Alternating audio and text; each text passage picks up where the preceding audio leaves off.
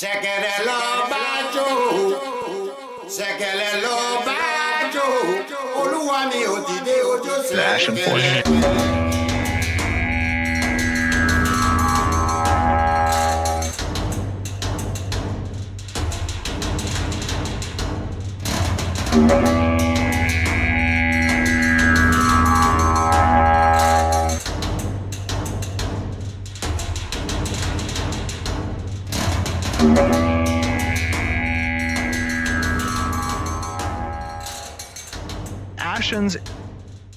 The Ashen Forge. Hello and welcome to the Ashen Forge. I am Phantom X, joined as always by Diggs and the legendary Neurotoxin. How y'all doing? Doing all right. I'm tired. It was nice to actually be able to watch the live stream live while it was going. I used to be a little bit more of a night owl and wake up at noon and be pretty much busy all day sort of person. I have to watch them later, so nice that things have changed a little bit in that regard, and I'm able to watch things that happen before noon Pacific.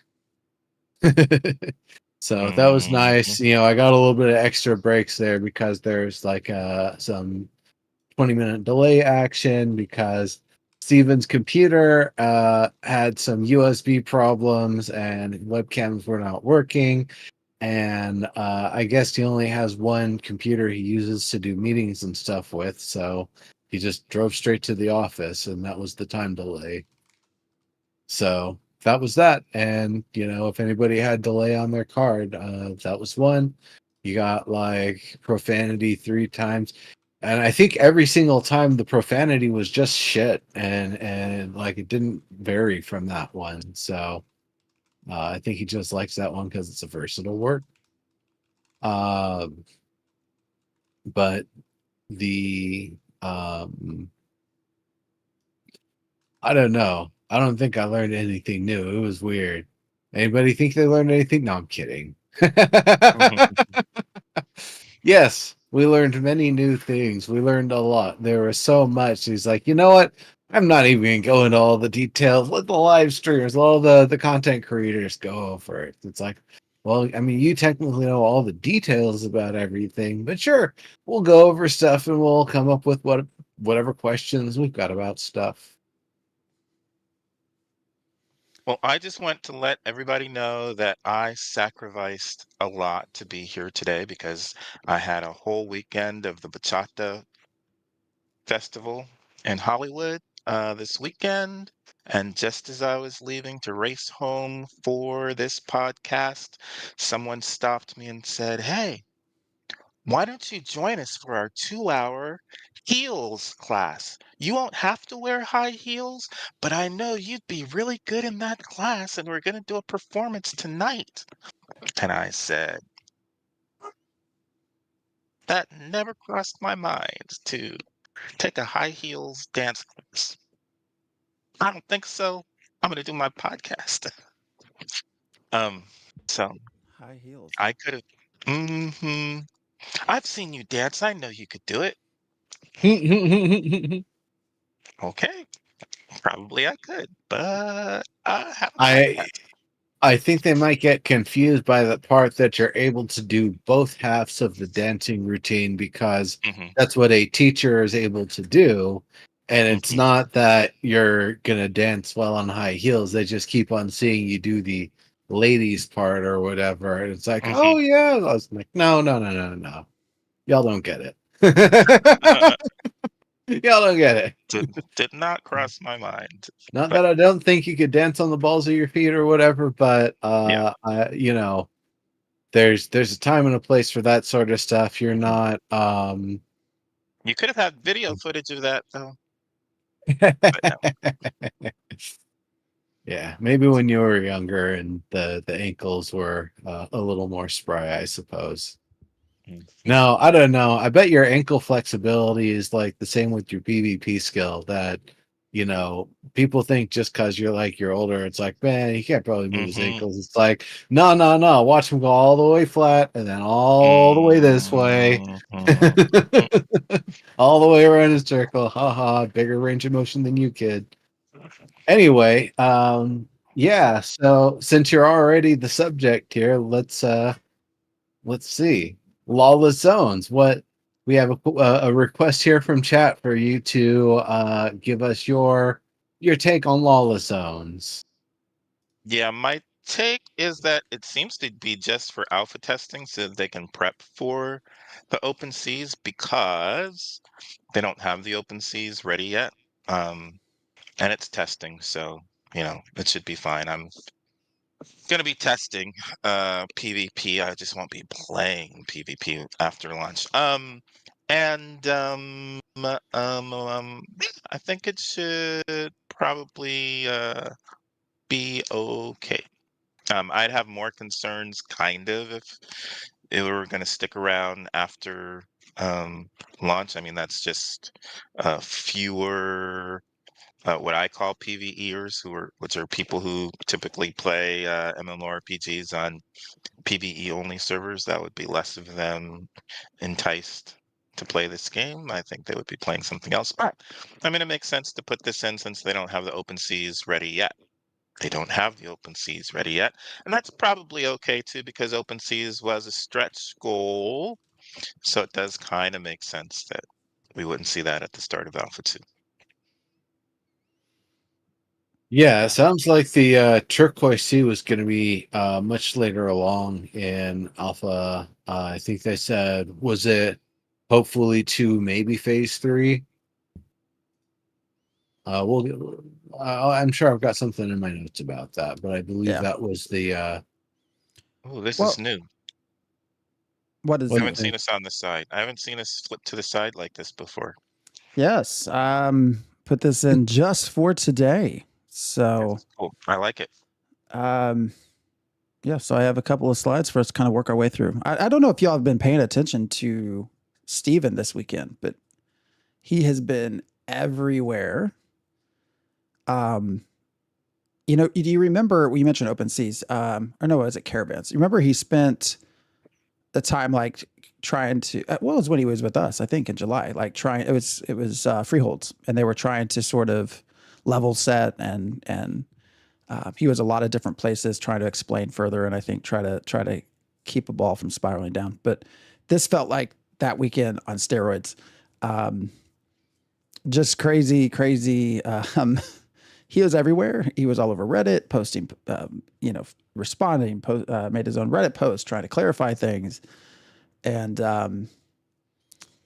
yeah, I feel kind of bad for him actually, but I don't know how much you all have been paying attention to that, but it's been everywhere. So, yeah, the big thing I wanted to start with, because this is a big part of what was being discussed this whole weekend, was this right here. So, what do you think about the Alpha 2 first wave, second wave, third wave access? And are we As it, specifically talking about pricing or other things besides pricing? Any and all I dates, prices. my thought on it is the price is too high for anybody who isn't a content creator with a business plan, except if more features are added to it. And in chat, I was saying add embers, add monthly subscription. That was live in chat during the show.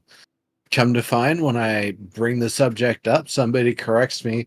Bro, didn't you see?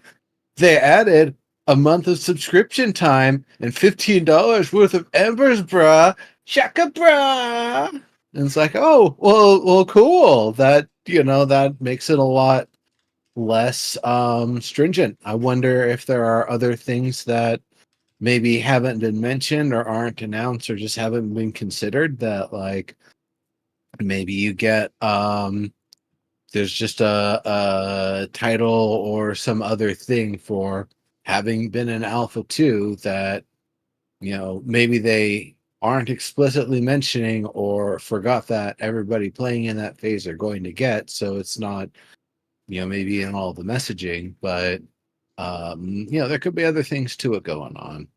So I think it's a little bit better than the initial offering with the extra value that's been added.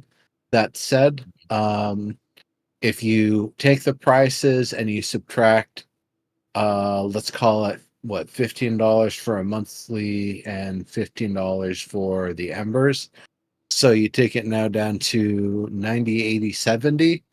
That's still maybe a little bit more than I would charge for just a key on its own, but it's probably in a little bit better of a range. So it's just, you're gonna get a bonus to it, but it's a mandatory bonus that you have to pay for as part of it. Yeah. So looking at it Actually, that way, it isn't as bad, but it's that's kind of my thoughts on it. That doesn't necessarily mean wow, the camera's really not getting my hair very well. Every time I turn to the side, it's like, nope, that part's gone, or this part, or whatever. I think I So actually have yeah, the updated. Yeah, there it is. That's the updated picture slide. Mm. that's the Okay. updated version. Okay, hmm so beta 1 and beta 2 access have also been added to it. All right. All right. Now you're talking. Now I think with that, with everything else, because I didn't know that was also part of it. Yeah, I think that's actually pretty well worth it for somebody that is coming to it late in the game and is really interested in getting involved. And once again, this is somebody hopefully who has played games in an early state that is taking feedback before, and they understand what they're getting into. That, yeah, you're going to be playing it to an extent, but you're also trying to find things that are broken, that are buggy, that are not well communicated, that are just generally abrasive, which may or may not actually be apparent to the team, because once you've been working on a project for long enough, the sort of stuff that you were nitpicking initially is just like now an accepted sort of thing. So it's nice to have the fresh eyes and people who are there in a state where they're encouraged to say, hey, don't say this is shit, but do say how this system interfaces with this system is shitty in this way, and we'll see what we can do about it. Well, yes. So this I was. was. Go ahead. Go ahead. No, you go ahead. To say this was by far the focal point of this weekend. People say, I guess there was the main thing, hit mmorpg.com. Asmongold actually started off with this. He had posted a video, started off the video actually with asses of creation, is how he referred to them. So a lot of people were focused on the price of $120 just for alpha access. And so, yeah, now you fast forward and you are at alpha 2, you have beta 1, beta 2, you have game time now, you have, of course, the access to the persistent test server, which we've also found out is going to be under NDA. You get embers. And so certainly, yes, people coming in right now, this is a high value package. But where things have started to go different this afternoon, because this I think came out 3-4 o'clock Eastern Central, so sometime midday. Which was also, I think I'd posted like, why is it taking so long to get the video out? Usually that's done Saturday morning. And it wasn't. It didn't come at all Saturday. It wasn't there Sunday morning. Well, it's this. This is what they were. And I've not gone through the video to see if they edited it. I assume they edited it. But now it starts to make sense. But now you have people on the other end. This is just such a lose-lose situation all around. Because, now you have people who bought the beta 1 package. So I forget the name of it, was $150. So now you got people paying 120, eventually 100, that also gets beta 1, beta 2, embers. So you have that group of people upset because they paid a lot of money early, and and now they feel like they're getting a bad deal. Same with Kickstarter, actually. Kickstarter also kind of pales a little bit in comparison, depending on what you wanted. The cosmetics, though, yeah, it looks like I'm holding up the health bar. It's cut off on the camera there, but on our side, Yes. the cosmetics make a huge difference, and it's not just the cosmetics; it's the opportunity to have had access to buying the other cosmetics along the way. So there's more than one factor to it. It isn't just like it was only one thing ever the whole time and then it just changed and people got the rug pulled out. No, you got all of your cosmetics for all whatever level you backed in the past, and all the way along, if there was some cool ass thing that you're like, cool, I'm going to spend $5 to $15 or whatever to, get this thing prospectively in hopes that I can get it in game. That's another thing that you had the opportunity to do that alpha key purchasers right now exclusively do not have the opportunity to do, because all that stuff is gone and done. So Well, that's the other value difference, is that and then I'll say one other thing. Due to inflation, the amount that you paid during Kickstarter is worth so much less than the money being spent right now, or it's worth more, rather. That the money spent now is worth less because of inflation.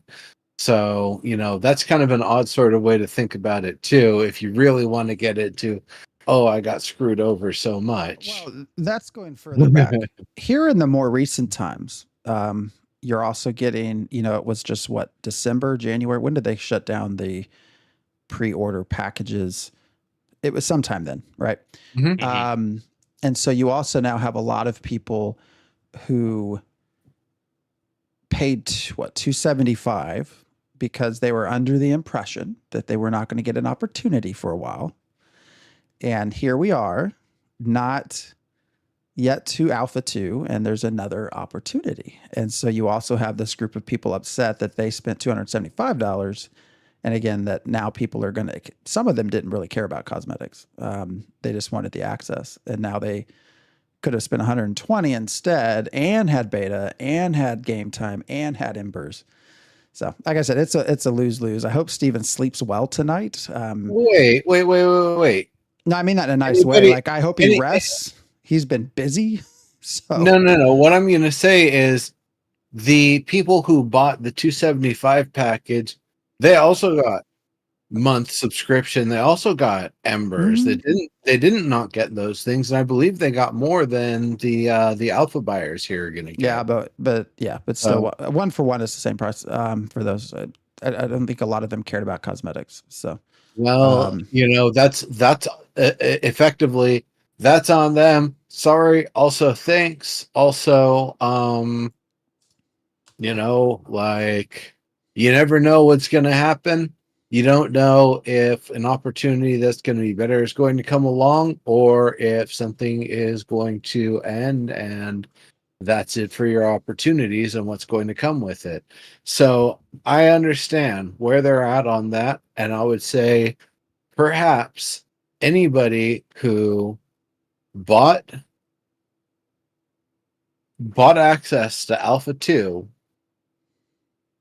and did not purchase any cosmetics could be offered the opportunity to get no, I wouldn't say issue a partial refund. It would be given subscription time. But if they don't like the game, that's not going to work. Yeah, no, never mind. No need to try to remediate. it is what it is. But it is what it is. Yeah, You're right. you bought what you bought. I wish Steven had just run with it. Like, I don't know. I feel bad for him. Like, he spent all this time trying to get people to understand better what he was thinking, only to acquiesce anyways to what everybody was wanting. But the people that are the Mags put it really well. The small minority that are the most vocal, like, he was never going to win those people over anyways. Going to paste to Reddit, he just wasn't, no matter what he does. I mean, even now, I'm sure they're going to still be people. I'm still paying 120 to test this game and blah, blah, blah. So I hope he. No, if you got that bad attitude, don't pay anything and wait till it comes out. Well, yeah, and it's testing, right? Not You playing. know? Yeah. Although, and Stephen pointed that out. Now, I'm not arguing this one way or the other. You know, I think you either pay or you don't pay. It's whatever. You're going to do it or you're not. But there are some mixed messages, especially throughout that live stream, and they try their best to use words. It's almost like how we will mess up using the word server and realm now. Yeah. They frequently. Well, they'll even mess it up and have to call it out. I'm sort of saying this is a similarity in that, he said, that quote, there was nothing you're going to miss out on. And he said, you should not buy a key if you expect to be playing a game because this is testing. But then like not 30 seconds, a minute later, they're talking about the content creators and they said, well, you can just wait and you can see other people play the game and see what you want to do. It's like, what do you mean see them play the game? Like you just said, we weren't playing the game. We were testing the game. So that's where these mixes of like words, which don't really sound like much. It probably sounds like nitpicking, but for somebody that's just sort of coming in, I don't know. It can be confusing as to what you're actually doing. I will say that in this situation, brevity is the enemy of clear communication, because anytime that they say play or test, they should likely be saying both. Play test. We are play testing. We are going to be play testers. That is the reality of it. We can say play, the button to interface might say play and not test. Oh boy, no. Whoever's at Intrepid that's watching or has them in their ear or whatever on the UI side, do that on the launcher. Do not put a play button, have it say test. That is brilliant. Or have it say play test if you want to reinforce the nomenclature that I'm saying here. But it is that we are play testing. Yes, we are playing. Yes, we are testing. The only way we can actually test is to play, whether play for us is engage in expected gameplay activities or jump at a locked door to see if you can squeeze through it. That's my kind of play testing. I like mashing through geometry and having fun like that. I've done QA for decades. So that's me. Hey. Feature testing, yeah. You know what? I want to break the character creator. I want to try to make like characters that are beyond ugly to the point where the polys are just not working anymore. And there's just like, it's kind of like with the wrestling games where you get the character creator set just right and like normals are getting inverted and all sorts of stuff. Talking like the PlayStation era and stuff. But anyway, yeah, it is play testing though. It is play testing. We are play testing. If there is a specific feature that we are testing that feature. We are feature testing, which is a subset of play testing. We are play testing. It is play test. There's play involved and there's testing involved. Just like cosplay. You're playing a costume character. It's not costume business. They don't call it, cost business. It's cosplay, which is also a joke from Venture Brothers. Are you into cosplay or something? No, I am into costumed business. Something along those lines. Diggs, you're muted. Seems like the first wave is going to be more structured testing. Yeah, because of the weekends. We can. I Well, think I got it. I meant because of the focus. The focus seems to be more like it was it right before APOC when we were just jumping in to try and crash the servers because it's more stability and stuff like that. I think there might not be as much playing during phase one. I mean, somewhat. I think it'll be a little bit closer to Node Wars, maybe that demo. I don't know how much Phantom felt like he was playing during that.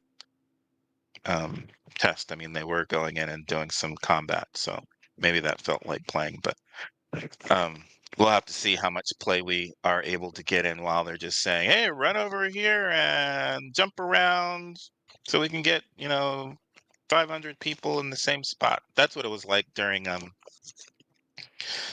APOC. It was like everybody jump on a griffin and fly over here and just run around and do stuff. So um, that part did not feel a lot like playing because we were just following directions. But we'll see.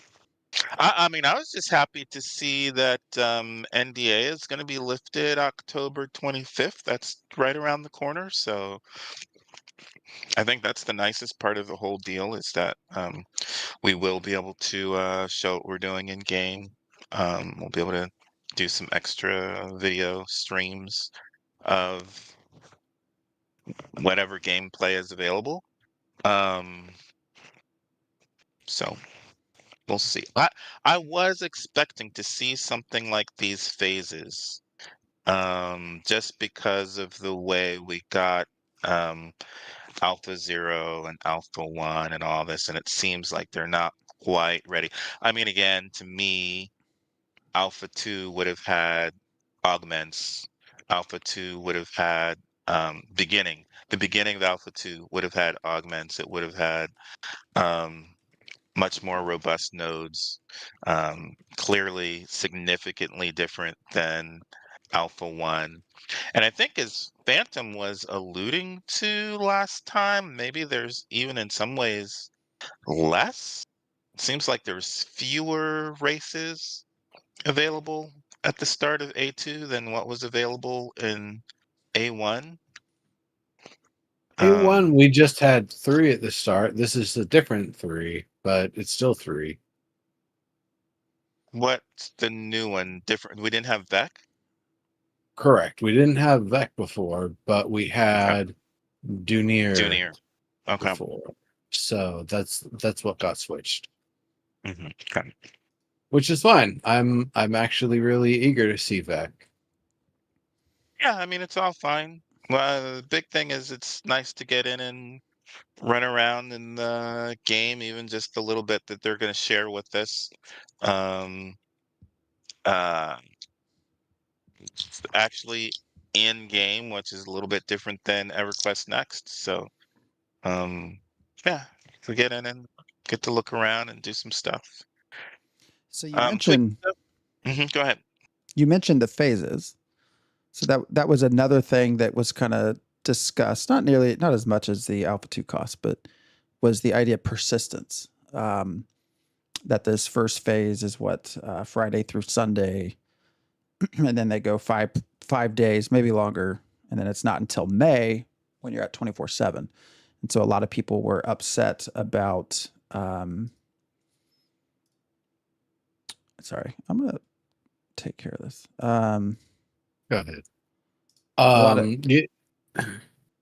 Yeah, a lot of people were upset about the idea of persistence, that it's not persistent. What do y'all think? I mean, to me, this makes sense. Like, I've always not been a fan of 24/7 uptime. I think of Crowfall and that I think it's potentially a disaster, especially if you don't have a lot of stuff going on. Again, I There's actually think about Landmark, and I think that was the downfall of Landmark and EverQuest Next. It takes a lot to keep people happy in a game world 24/7, and it's too easy to be caught up trying to support all those people, help them have fun, help them be able to play while you're still trying to create a game. So I don't think we really, I mean, from a gamer playing perspective, yeah, it would be super fun to have the game up 24/7.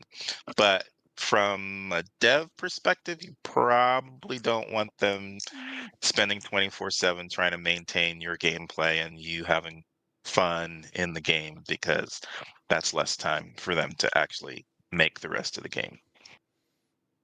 There's a few reasons in particular why I understand it really makes a lot of sense why they're doing it this way. For phase 1 in particular, it's going to be during the week, work on the stuff that we're going to be trying to test on the weekend, or at least be working on the stuff that, maybe some people are working on little iterative stuff while some people are working on the normal sprint schedule, which does correlate with the 3 weeks minor major feature release alternating sort of thing. But for Friday through Sunday, it's this awkward sort of thing because it caters to the playtesters, because you would expect most of the playtesters to have the weekend free. Meanwhile, for the dev team itself, it means you're going to have at the very least some sort of skeleton crew that is operating during the weekend. And so I wonder if that's going to mean people having like split schedules where they take like, Tuesday and Wednesday off instead of Saturday and Sunday and things like that. They'll figure it out, I'm sure. It's not like it's the hardest sort of thing to figure out. But the other thing, whoops, I think I just moved the camera. The other reason why it makes so much sense is if they're talking about calculating server costs for where they're at and how much they're getting out of the testing at a certain phase, it makes a lot of sense to keep the servers to a consolidated, concise period and try to keep that part as cheap as you possibly can. And that makes sense why they're going to wait until prospectively May 1st, 2025, unless anything gets, pushed back. All things may change. All things are subject to change. Like almost every slide has that with the asterisk at the bottom. It shows up so frequently you might even forget it was down there during the stream. Every single slide, they even called it out that they had that. So it makes sense. And it could be that it's even before phase 3 that they decide to do 24/7 servers. It could be when phase 3 hits, they still only do the 5-day availability. This is just a roadmap. Right now, just have a roadmap. So that's the that's the big thing to keep in mind with this. Sorry, I just had a thought. So going back to the thought once again of server costs and when people are actually going to be free and maximizing what you're going to get out of the early test phase makes sense. What were you thinking about here just now? It just a thought popped into my head that I've long said I think if Steven could go back in time, he would not do all of this open because I do think that has somewhat slowed things down. And so as I'm sitting here listening, it sort of dawned on me, really phase 3, I think, would be their ideal drop the NDA open development alpha 2, and phase 1 and 2 would I think had traditionally been sort of behind the scenes. And but because of the open development promise, that's where we have phase 1 and phase 2. I think this would have ideally been done a while ago with a bunch of people under NDA, but because of that promise, they can't. And so also needing to meet the timeline of the quarter and not go past October, I think this is the happy middle of, we're still going to do what we normally would for pre-alpha type stuff, and then we'll get everyone in theoretically in May. I don't think anyone's holding their breath, especially I think I want to go back through and actually add up how many times Steven said, anything can subject to change. I want to go see how many times he actually did that, because that was a very common theme. Duran says, I wonder how many people in A2 have ever been in a true alpha test. That's a really good point. It almost seems like some of this is kind of even closer to Alpha 1 spot testing than at this point. They're calling it Alpha 2, but I mean, that's just because that's a label that they threw out 7 years ago.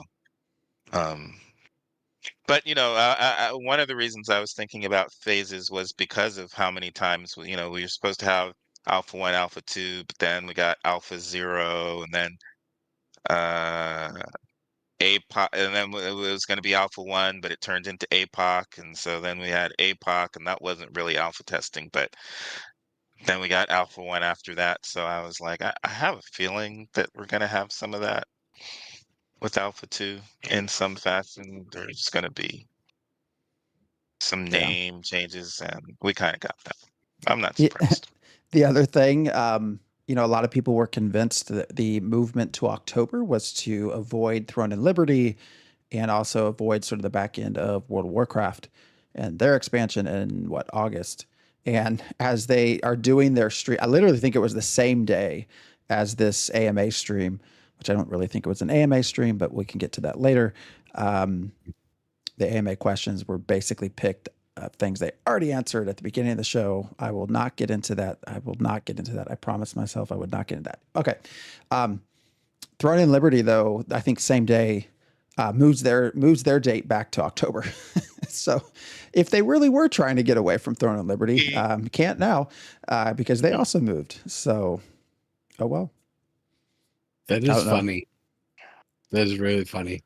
I don't think it had anything to do with that personally, but Steven mentioned it on their live stream, and so that's where I think people took it. Yeah. So what do you think about the other thing before we sort of get into phases and specifics and kind of what we can see is available and whether you're okay with that? I want to talk about their plan for servers. So they plan realms, 3 realms, US Central, which is interesting. I'm all for that. I live in the Central. I'm either having to play late with the East people early with the East people or late with the Pacific people. So Central works for me, but only 3 servers Central, 3 servers Europe. Now I know they can spin things up, but it seems like for 3K concurrent, the key being concurrent, but that's still we all estimate at least 150,000 players signed up for Alpha 2 come Wednesday when they start selling more packs. Who knows how many more people they get? I don't know. It seems like an undershot, and it seems purposeful. And I've not been able to, in my mind, figure out why they would start with the idea that they only have in total, what would that be? 18,000 concurrent users across the world at the start. Like, there's going to be far more than that at the beginning. I think they want to make sure that all 3 of the servers are always full all the time as best as they can. And likewise, I think it's one of those things that they're going to maybe want to do to help reinforce people not trying to go too hard on it, because you can't really go hardcore on a game that you only get through the queue, maybe 1 out of 3 days that you try before you decide to give up and go do something else. Or that you got through the queue, but then were still AFK for too long and, idled out or whatever. Well, it sounds like there will be a queue monster for sure. That's what they want to test. They want to test to see what happens at launch when the servers crash. So they're trying to make sure that they can just jam a few thousand onto one tiny realm and get it to crash. And then they'll be prepped for what it's really going to be like during release. Yes. I think what you just said there is kind of where my mind wanders to get it to crash. Is that the reasoning for saying, oh, we're only going to start with 3 servers because we're not really sure what's going to happen? Of course, my fear there is, I don't know how many of you played Wayfinder. It was not a bad game, and they've actually made a lot of changes now that Digital Extremes backed out or whatever they did. Their initial launch was huge queue times, And what would happen is you would spend a couple hours in queue, and there's an ad break in progress. I just realized that. I got to figure out what's going on with our ads. Yeah, I don't know. I got to figure out these ad things. I think it's because I turned off the pre-roll. The That would do ads. Well, the reason for turning off the pre-roll ads was so that people new to us didn't like join and immediately get hit with 2 minutes of ads. But that might be, but I'll look at that later. Anyways, Wayfinder, you know, you sat in this queue for hours, you finally got in, and then you crash out within 10 minutes, and then it was all over again. And there was a lot of negative interactions. I mean, New World went through some issues with queues as well. And I worry just because that is to me the quickest way to piss people off. And to get people who don't recognize that, you know what, you're actually helping them by crashing and sitting in the queue. You're giving them data to fix these things. Those people that don't understand that then go out, write Reddit posts, this game's trash, don't buy it. I don't know. I've just seen so many examples of that in other games. Other games that were further along, admittedly, but I don't know. That's where queues just worry me. I did want to relate that idea back to the pricing, because some of this is about supporting the development and supporting the testing phase rather than just playing, right? But it's the same thing with the price for me. You know, I'm paying to support the devs working on systems that I want to see in future MMORPGs. And I've said this before, you know, a lot of people say that, you know, I'm pissed off about the open seas and have a attitude about it. And I still support them developing that stuff. The main thing I want them to do is keep working on nodes, and hopefully they'll get it to a place where it does dynamically change, and hopefully these devs who are working on it, when they move over to some other studio 10 years from now, 15 years from now, 20 years from now, they'll be able to implement similar systems, and it'll be easier for them to implement them. They'll have, you know, new ideas, things that they learned from this. Even if I don't play, this is what I always thought, because I was always concerned about the PvP for Ashes of Creation, is even if it's a game I don't play, I still want to support these devs working on the system. So the pricing for these keys, I mostly think of it not even as I'm gaining access to alpha or beta, and how much does that cost? But a lot of it is I'm willing to spend some money and get some stuff while I help support people developing these systems that I hope will be in future games. And so I think it's the same thing with these queue times. Um, I mean, it may be one thing if it's release and you're getting stuck there, although it's common for these MMOs to have issues the first couple of weeks of release. And people should say after 10 years that shouldn't be a thing, but it's a thing. It should be an expected thing. And hopefully they are quickly able to, and within a few weeks of people leaving, they'll be able to get those queue times down, and, you know, it won't be as much of a problem for most of the life of the game. But yeah, there's going to be some growing pains. There's going to be some birthing pains. Yeah. Dura mentions, first goal of phase one is scalability, as you say. Yes, definitely test those servers.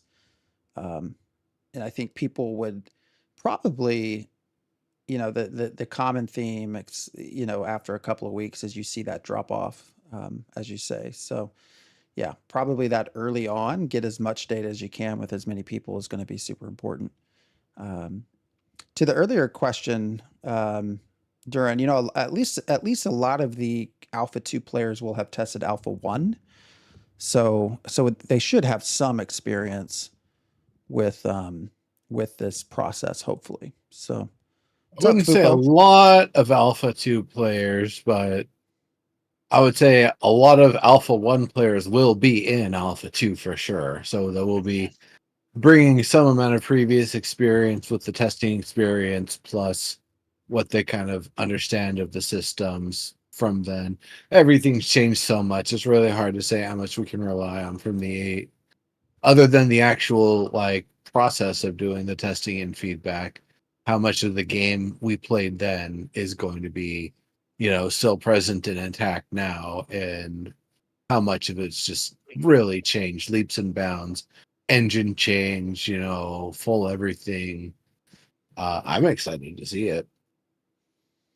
And the more they lean into having like a bug bounty sort of system, I think the more people are gonna, really go through and look at every last little crack and stuff. And if they see a seam in, some terrain geometry, then hopefully they will stop and report it so it can actually get fixed. And, something can be reviewed to see why that occurred and what part of their tools allowed that to occur so they can try to fix that in the future. So, it'll be really a nice sort of thing once people are in and checking it out to the extent that they can, considering how few servers and how limited the time's going to be. But they could also just start up, spinning up servers early on and letting more people in initially, and then over time, maybe as more people, I guess as less people are starting to queue up and more players are starting to drop off, that they don't need to spin up as many servers to support the load of people. So it could be that 3 and 3 is the baseline, that they don't intend to have less than that and they want to have at least that many, but perhaps that, like they said, they can spin one up as they need to, relatively speaking, for additional realms when they need them. Crow, we talked about that at the very beginning. Them adding beta 1, beta 2, game time, and embers. It's a package deal, which it's probably how it should have been, I think, all along. It's good for the people that are going to get in now. They are going to get in at a good point, but it's in many ways, I think, lose-lose for Steven. The main thing I pointed out was I'm pretty sure the previous packages for beta 1 were more money than the current packages will be for alpha 2. So, and there are, again, granted cosmetics and other things in that. But again, I broke this all down in a video, right? So when you look at the previous packages, and you took out embers, you took out game time, you took out cosmetic costs, $20 was the cost of the key. So breaking it down that way. Again, anyways, that's backwards, right? Because it's really, we're setting a price. It's just what they did here. It's the same thing they did here. We're setting a price for the keys, and okay, we're gonna add a bunch of stuff to make it seem like it's kind of worthwhile for people to pay that much. But they're really setting a price for the key and all that other stuff. I mean, it doesn't really cost anything. Yeah, added value stuff doesn't actually cost anything. That is definitely, I was thinking about saying that one earlier too. It is it's free. It's you're able to print your own embers because it's not, you're not like a sovereign bank with gold or some other sort of fiduciary backing and what for that you're leveraging your inflation stuff off. They just make it up. They own all of the embers.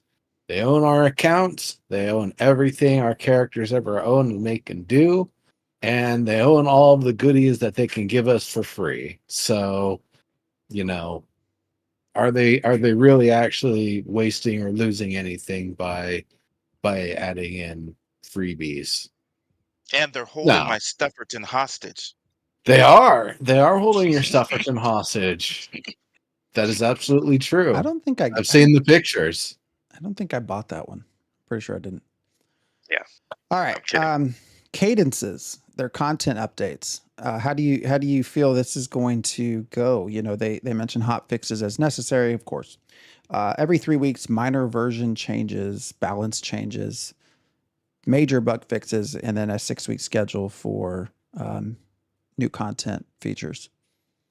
Seems pretty doable. I feel like they've been hitting their milestones pretty regularly. Correct? I mean, that's Yeah, I mean, this basically is like saying, hey, everybody, we're doing 6-week feature sprints with 3-week intermediary check in sprints. So, you know, every 3 weeks, you're going to get a little update, and every 6 weeks, you're going to get a big update. And we're going to do updates as we need to along the way so that things keep on running. And so that's, you know, again, going back to the context of when it's actually being deployed. If they only have it running during weekends, every 3 weeks is effectively every, you know, 9 days of uptime, essentially.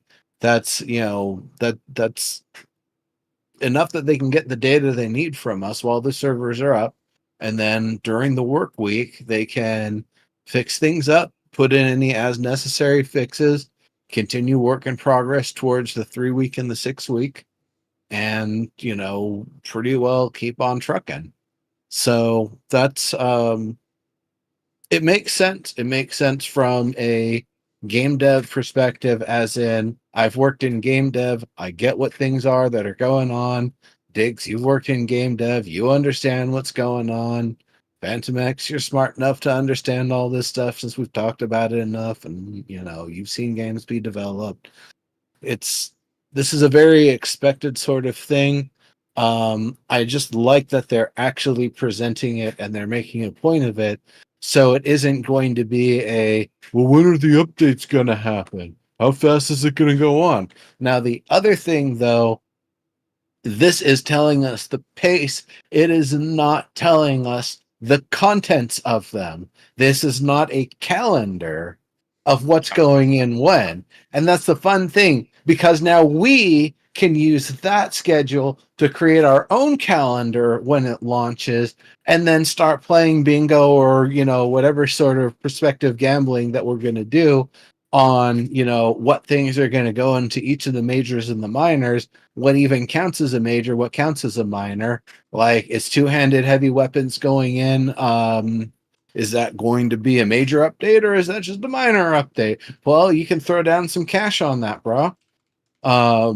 Now I'm not encouraging gambling here, but you know. Filthy gotcha game. It's Yeah, filthy gotcha game. I was gonna Oh man, say, Ashes as a gotcha would be wacky. To put that confirmed. in, yeah. Yeah, I was gonna say something similar, that, you know, it's a roadmap. It's not, you know, set schedule, and I think that's gonna be the interesting dilemma. Is lots of gamers are gonna treat it as a, you promised, it said right there on the schedule, and that didn't go in. When you ask about how I feel about more dates being added, it's nice to have a roadmap, but it's a roadmap, and, you know, things can be tweaked. I expect things to be tweaked. It's just nice to get a glimpse of kind of where they're hoping to go. It's nice to have that instead of nothing. But it's not really a promise. None of this stuff is a No. promise. It's what they're hoping Yeah. to do. Just like when they announced the Alpha 2 date. No, they didn't announce it. They said they hoped they would have it ready for the previous monthly stream. They Hmm. hoped they would have it. They never Hmm. promised it. And Hmm. so keep that in mind with this. Keep those little Hmm. asterisks at the bottom. Once again, they show up so frequently you might just tune them out. But every slide that has one of those, that's them saying, this is a suggestion of how we want things to be. That doesn't mean it's set and locked in and set in stone. Hmm. Hmm. Do you think that they felt pressure to do this from the community? It's been something I've heard several folks felt like they were kind of pressured into dates. No, I think it's something that Steven wants to do. Steven is a gamer. He wants to give everybody dates. he wants. I mean, he wanted to get the game out before 2020. There's lots of stuff that he wants to give um, fans because he's a fan of MMORPGs, and that's the whole point. He's trying to be as transparent as he can be, but he's learning that that's not always a good idea, and gamers will eat you alive if you miss a date. So he wants to be able to do this. Margaret is advising him he probably shouldn't, even though you want to. And he's trying to say, okay, but let's give him something. When can we give him something? So I don't think there's any pressure. I think it's full on Steven wanting to be this, you know, the savior of games, of MMORPGs, because he's Eh, a gamer himself. I think Crow makes a good he's point. doing the thing that everybody's now gun shy of, because we saw EQ Next, we saw Revival, we saw Chronicles of Illyria, we saw people trying to do something beyond the theme park that's not a sandbox, trying to do more of like a next generation sort of thing for MMOs, a meow as it's often called, if that's the format that you're looking for. And after enough of them went down in flames, everyone's like, nope, nope, I'm a AAA company. I've seen the blood in the water. I've seen the sharks. I've seen what happened to poor Jeremy Walsh after that faded announcement and how he'd been, attacked in courts for so long and publicly ridiculed and all of this and that. No, we don't want any of that. No, let's just keep making games like, Railstar and the other ones that Mohio or whatever makes, that they're just like, yeah, we got the same engine, we got the same art team and voice actors, which is basically cranking out the same game in a completely different form or in a different universe with a little bit of mechanical changes here and there. That's what sells. They're making tons of money off of that. Nobody's made any money off of making an MMO, a meow rather. Nobody has made money off of making a meow. It's all been a loss at this point. Steven put in $60 million of his and his own financial resources. The other 30 million of the 90 million they've had so far, that they've spent so far, is from backers. And so getting 30 million backing on this game though too, holy crap, that's huge. That's a lot of people spending a lot more money than I had actually thought. Big deal, big deal. But It's crazy. yeah, 90. it's everybody wants to do something that breaks the MMO mold, but either you get close enough and the producers are like, whoa, whoa, whoa, whoa, let's just make this, let's wrap a bow on this thing and call it good.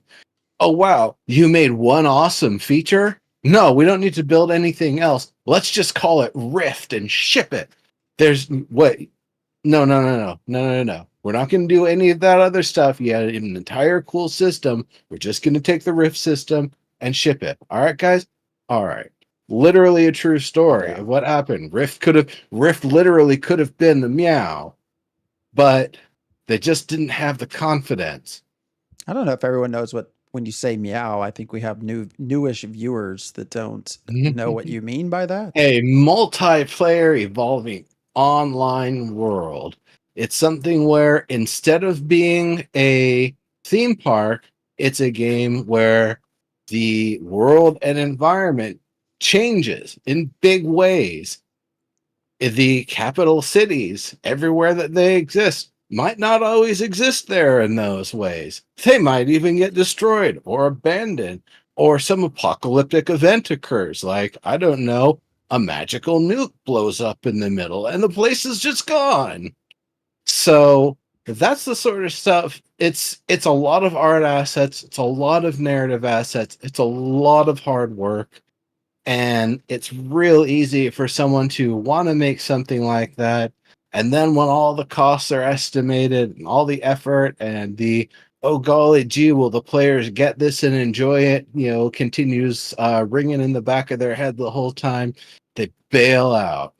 They don't do it. And so that's the thing, for this. We'll see more games after this. that have features and style and stuff that we're seeing from this, and the people that move on from this project and the other things Intrepid will make will be able to have and leverage going forward from this, and other studios will be able to make games like this going forward. But for right now, this is the only studio that's trying to make a game of this style and magnitude that at least I'm aware of, that's actually got the backing and the team and the skills. They literally have the, you know, the patron saints of Meow on the team now. So, you know, the only other person that could make the thing better would be Raph Koster, but he's got his own thing going on. Mhm.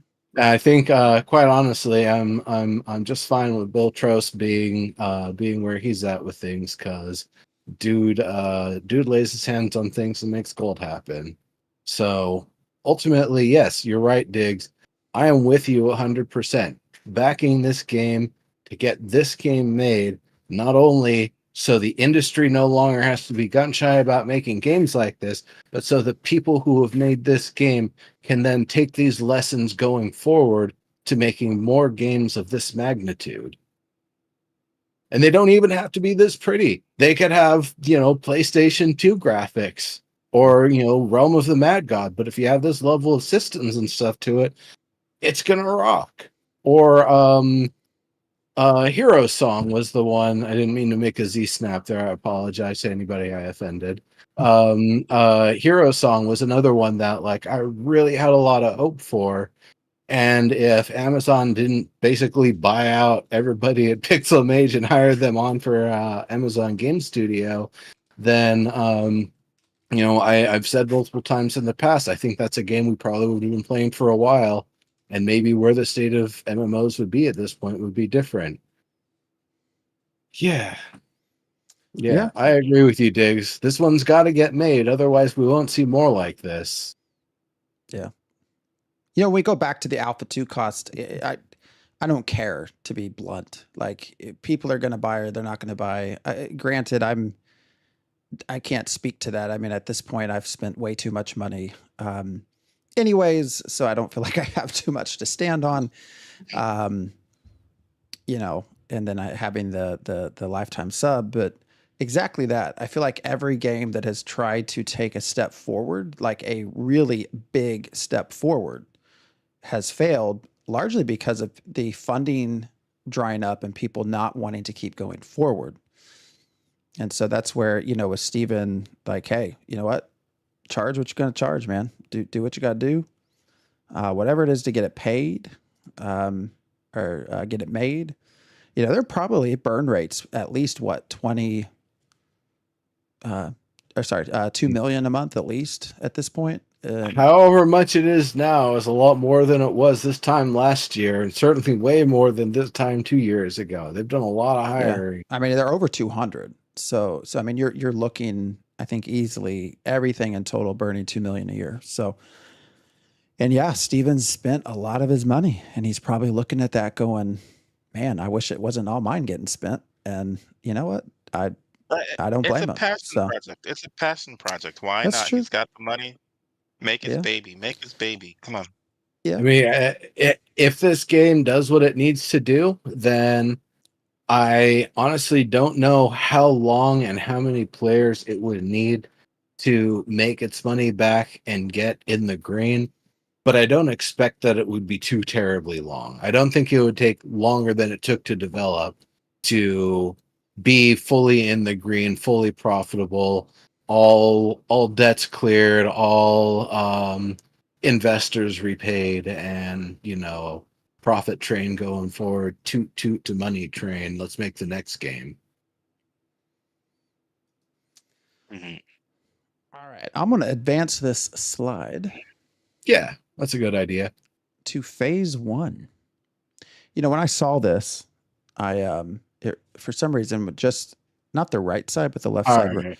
That thing is still way too small. I'm going to have to bring up the slide on my own here. I don't know why, but it reminded me of a menu at like a Western restaurant. I don't know why. I do like that with the centerfold sort of thing with, like, you know, got your little kitschy stuff on the right side of the menu and the actual listing of stuff on the left side. Mhm. And they don't list the prices. You already paid the pre-fee for the sit down. Now you're just picking what you're getting. It seems kind of steampunky to me, even though Steven hates steampunk. But I Is like that the is that aesthetic. because of the clock and the little Victorian mappy stuff on the right? Not clock, And the yeah, compass.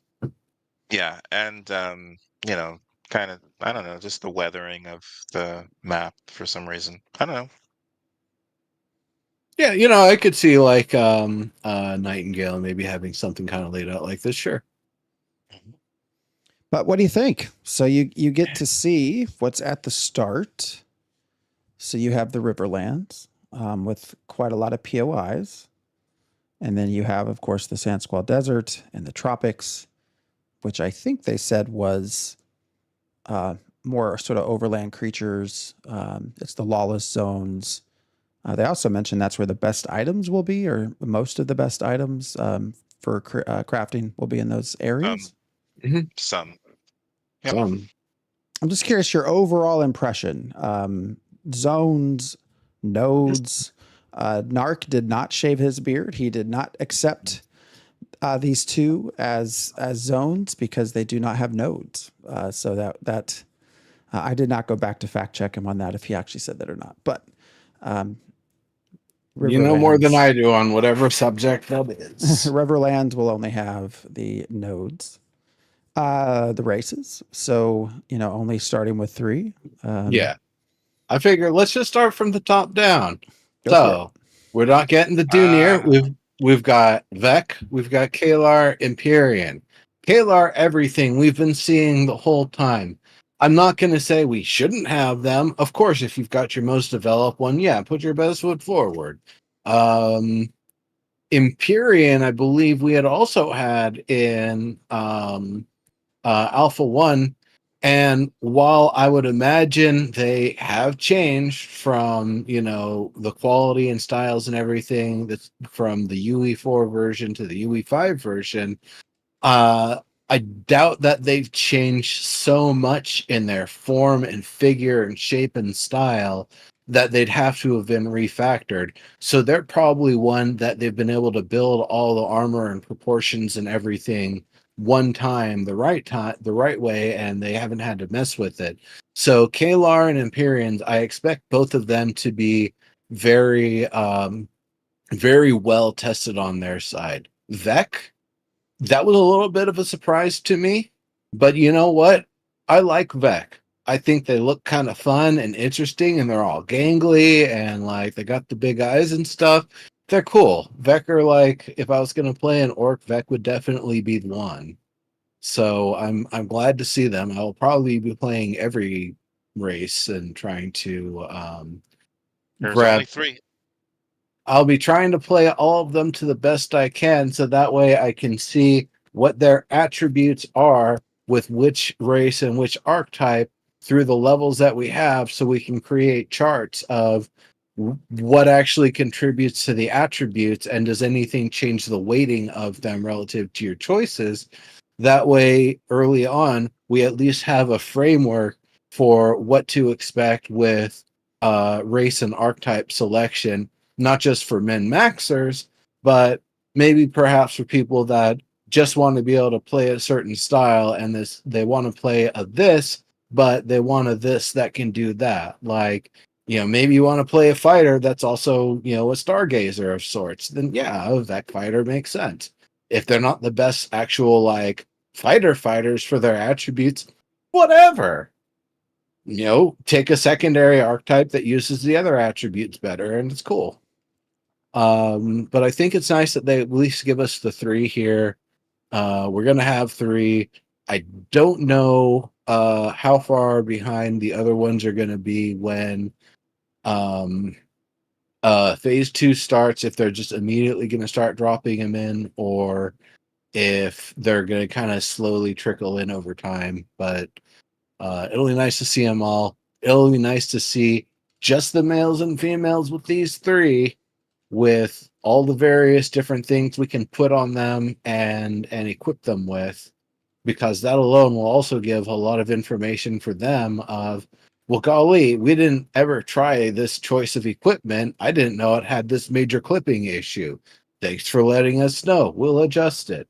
Because they actually even called that out in the stream. They don't want gear to clip.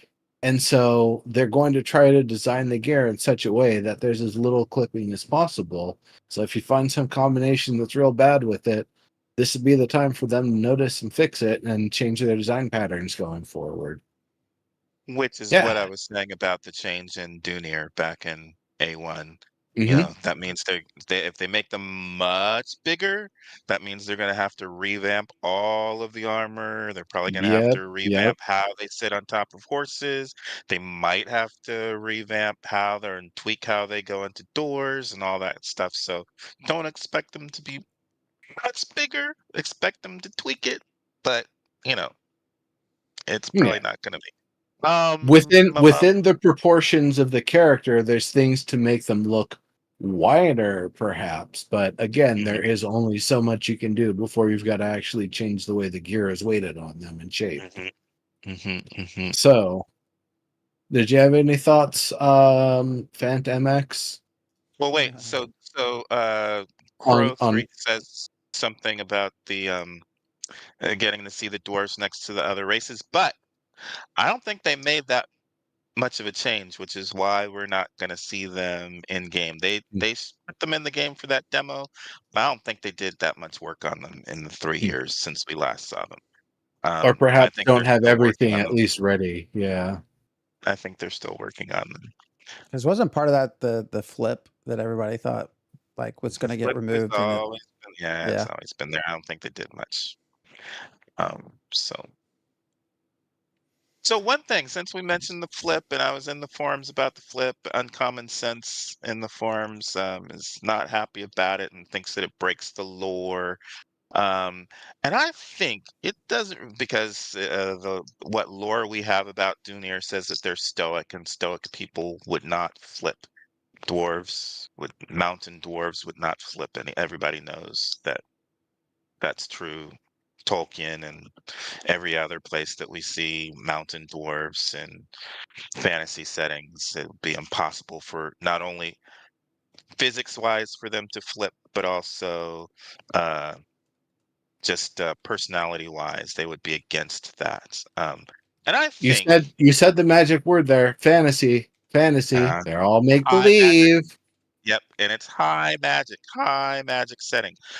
So I'm thinking, for all we know, Dunir are not able to do the flip on Sanctus, where there is no magic. For all we know, they come through the portal and figure out that, we're stuck with this flip and flip. And stoicism might mean that it doesn't bother them so much that they're stuck with that flip, even though it's different and not particularly wanted.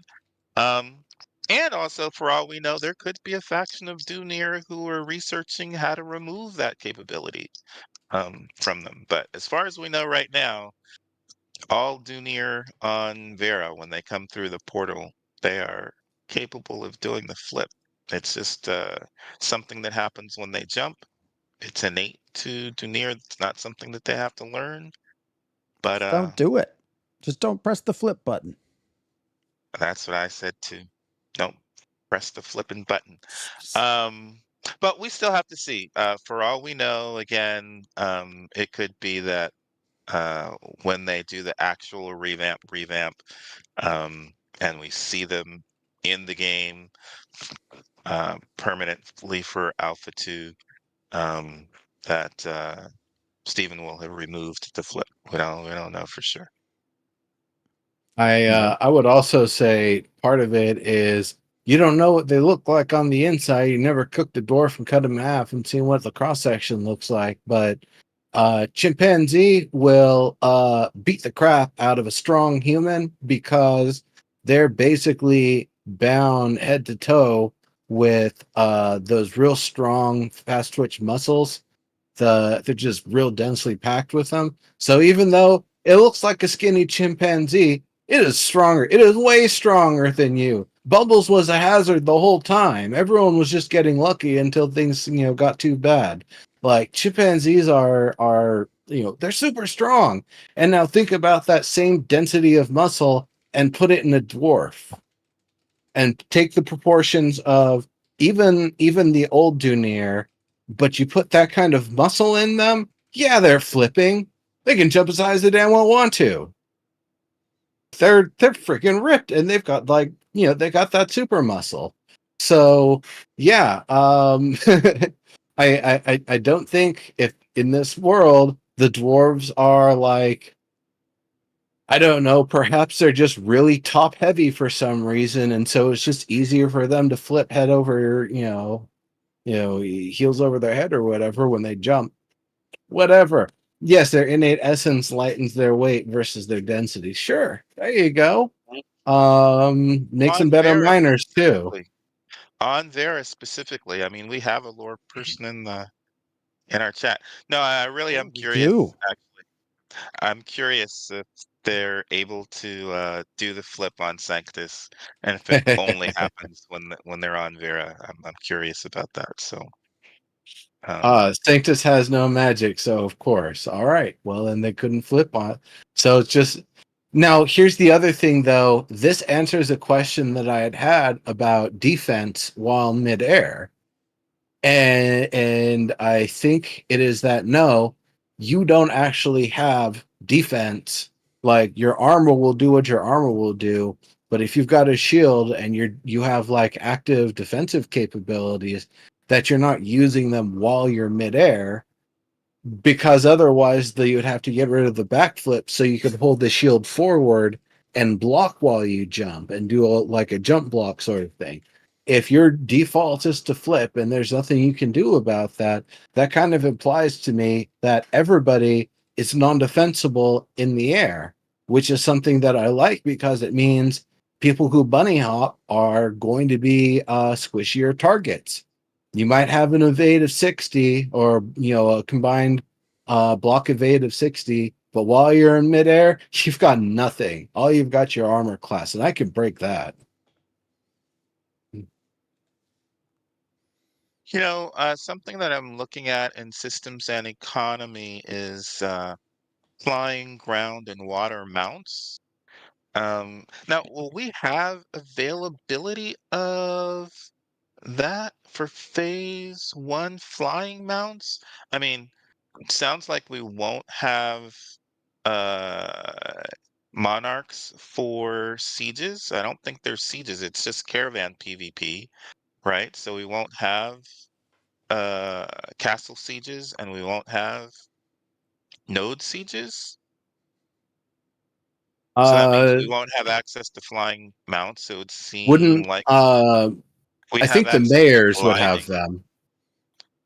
gliding mounts. Do No, mayors get I think the Stephen. mayors are going to be getting them. Yeah, That might Stephen. not be a full-time thing, but they were turning around on that idea recently. Yeah, I mean, and Stephen and Margaret had it during Node Wars, so I imagine that's I mean, probably what we'll be testing. okay. Yeah. But yeah, just Node Um, Wars, not Node Sieges. If I'm not Yeah. mistaken, they said water mounts are like maybe it was a maybe sort of thing, or maybe that the water mounts that you can use in open waters aren't going to be available at the start. But it sounds like there wouldn't be a focus on the open waters anyway, so that's not really a big deal. Um, But gliding, oh, they'll have gliding. They should have gliding mounts. I'm just not sure about flying yeah, mounts. I would like to have the gliding mounts. That would be a nice thing for people to be able to have. Just between that and whatever climbing capability, just as like a mild fast transit sort of thing.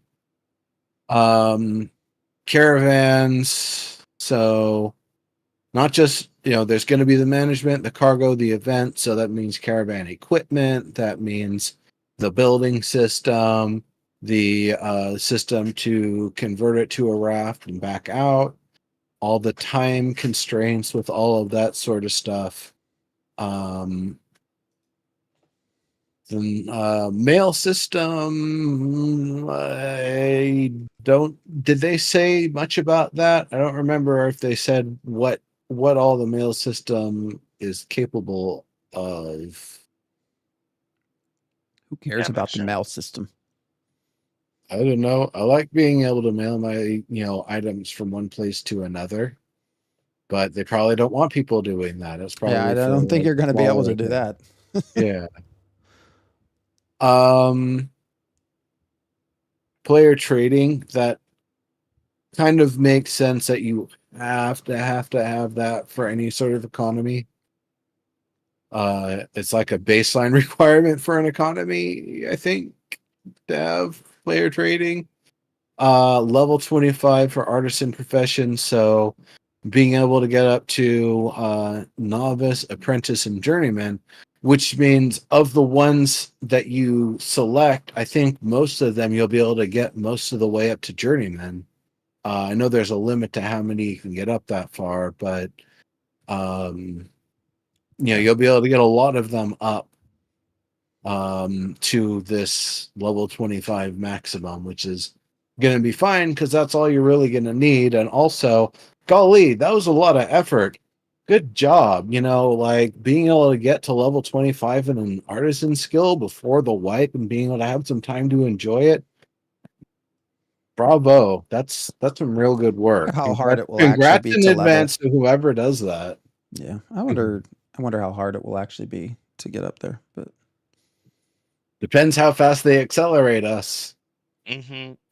They did Um, a bunch of that at times in Alpha 1, right? I think so.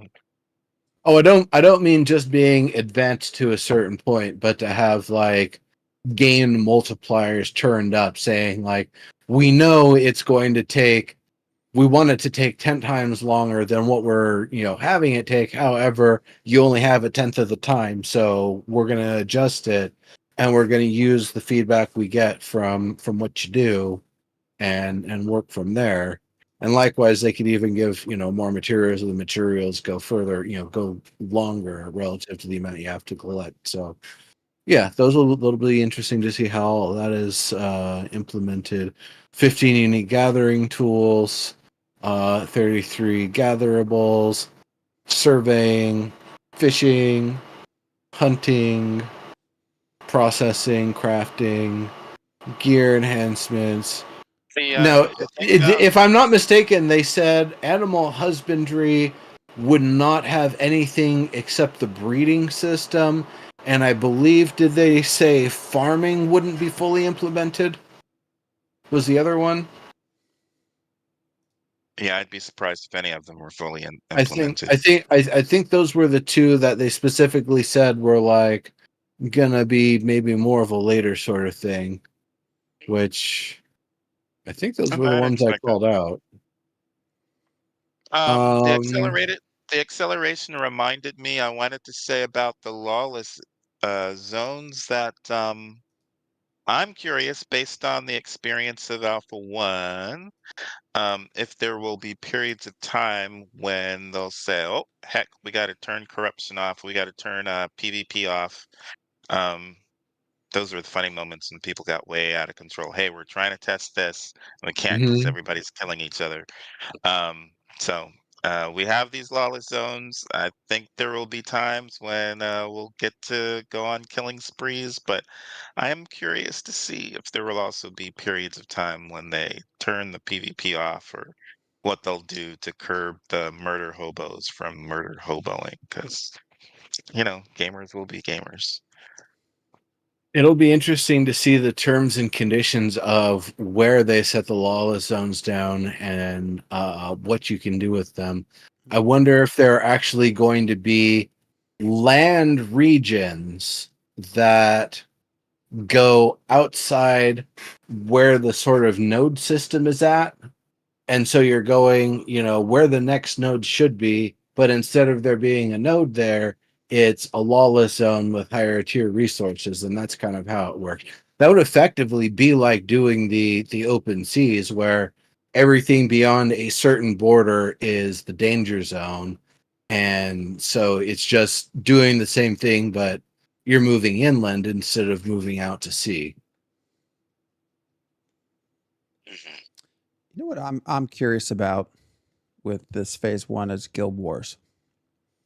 Just because we haven't seen much at all about guilds. Mhm. You know, they've not showcased it at all.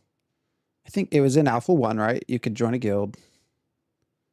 So I'm really curious to see how they implement this, whether there are actual methods, whether you have to declare, whether declaring takes resources.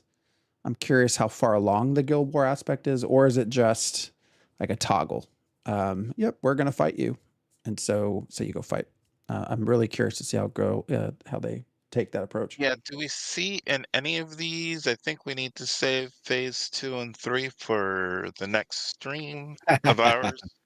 But um, do any of them mention the guild bonus tree?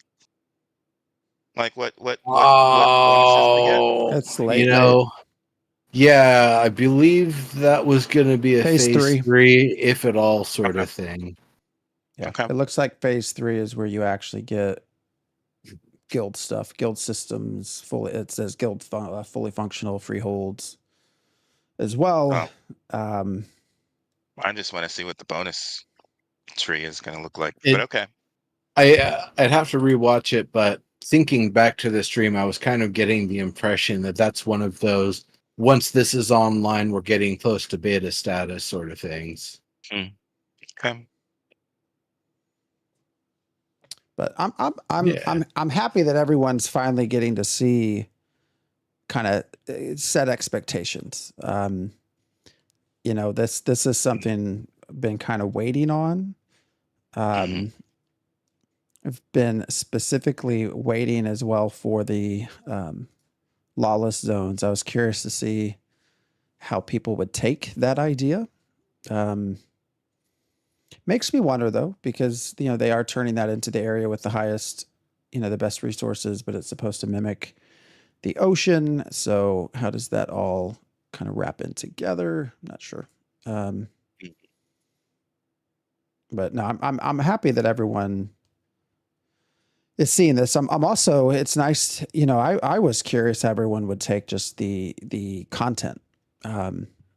Not even really getting into the idea of persistence or the alpha 2 keys and the cost and all of that. I was more wondering how everyone would take, the number of nodes, the number of zones, races, all of these things.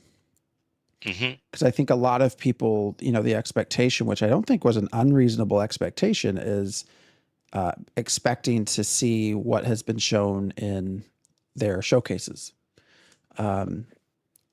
That's kind of where a lot of people's expectations were, and I don't think that's wrong. I think that is a right set of expectations because that's what we've been shown, but don't get to have everything right away. So Yeah, I think my expectation would be that it would be significantly more than what's in Alpha 1, especially after 3 years gap of not having hands-on. Um, so, you know, I would expect nodes to show us more than what was in Alpha 1. I would expect probably more zones. And yeah, I would think that we'd be shown glimpses of the game that we're going to see in Alpha 2. It sounds like we're not going to be getting a lot of dynamic weather and all that, but it sounds like most of this has been this time has been spent upgrading from UE4 to UE5 to the um, iterations of UE5, and then that has probably caused some stability issues, I would guess, since we're going back to stability testing like we did 4 years ago. I think everything's different since then. The entire networking. Remember how long they were trying to hire network engineers over the Yeah, past few years? So yeah, yeah. all everything's different. It's Hmm. changed. Yeah. Well, I'm saying it's interesting because it's changed significantly. A lot of that is kind of under the carpet, right? We as players are probably not gonna really notice it. We're not supposed to notice it. It's just supposed to work, you know?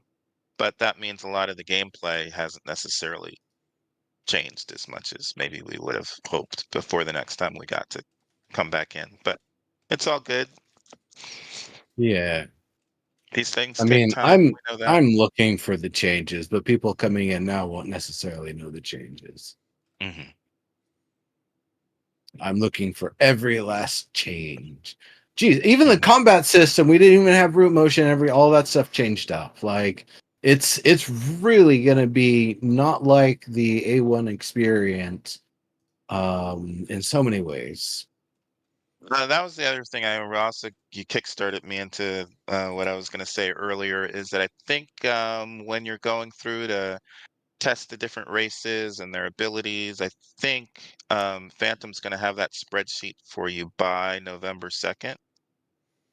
I think he'll have that ready for you. You won't have to. He's a spreadsheet guy, so What'd you he'll just have it. commit me to? Oh, It's not a commitment. I'm expecting you to have it. You'll just do it on your own because the that's who you are. race and class attribute and attribute modifier race and Spreadsheet. archetype, excuse me, spreadsheet. So that way people can be like, oh, so if I want these attributes, I roll a this, or if I play a this and a this, these are the features of it.